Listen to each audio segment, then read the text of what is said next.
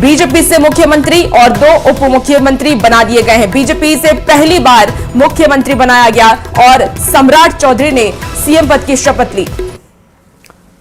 और ये देखिए तस्वीरें लगातार आपको दिखा रहे हैं। ये सम्राट ने शपथ ग्रहण कर ली और उसके बाद की ये तस्वीरें। संभवतः यहां पर जन गण मन चल रहा होगा और इस वजह से सावधान की मुद्रा में सभी खड़े हैं।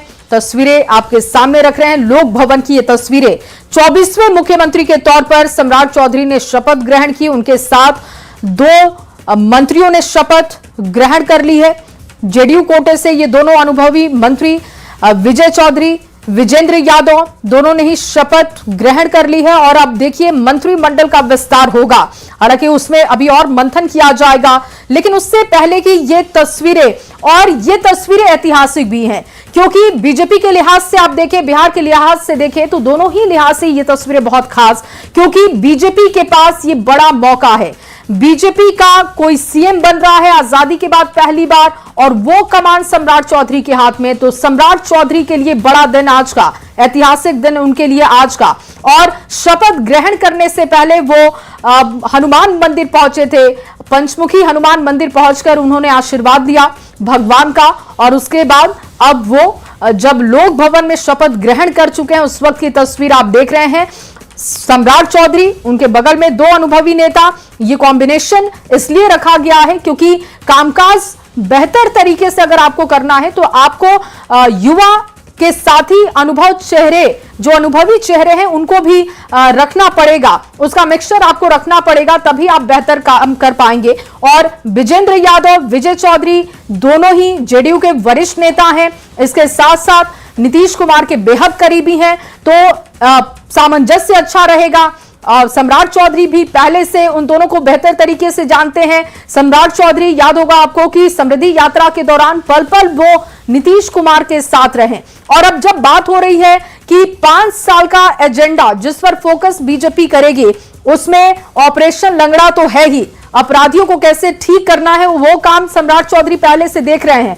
लेकिन ये विकास की रफ्तार जो नीतीश ने शुरू की है, जिसे उन्होंने आगे बढ़ाया है, उसको और आगे ले जाना है, उस पर भी सम्राट चौधरी का फोकस होगा।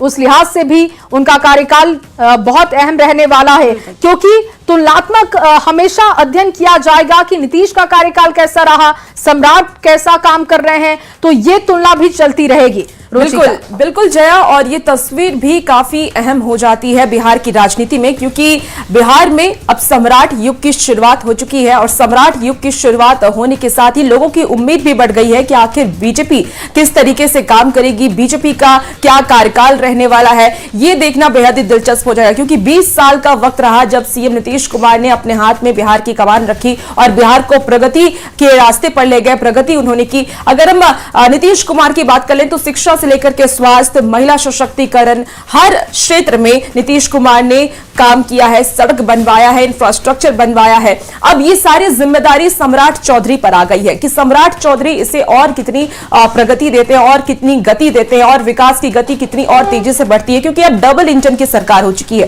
केंद्र में भी बीजेपी की सरकार और बिहार में भी अब बीजेपी बड़े भाई की भूमिका में है। ऐसे में बीजेपी अपने नेतृत्व, यानी कि सम्राट चौधरी के नेतृत्व में किस तरीके से बिहार को और विकास देते हैं, ये देखने वाली बात होगी। हालांकि कई बार ये जिक्र नीतीश कुमार ने भी किया है कि अब सम्राट के ही कंधे पर बिहार की पूरी जिम्मेदारी है। तो सम्राट चौधरी इस जिम्मेदारी को कैसे निभाते हैं, ये तो आने वाला वक्त बिल्कुल। और रुचिका, आज के दिन की ये 3 खास तस्वीरें अपने दर्शकों के सामने रख रहे हैं। सम्राट चौधरी ने जब शपथ ग्रहण की, उस वक्त की तस्वीरें, पद और गोपनीयता की शपथ उन्होंने ली।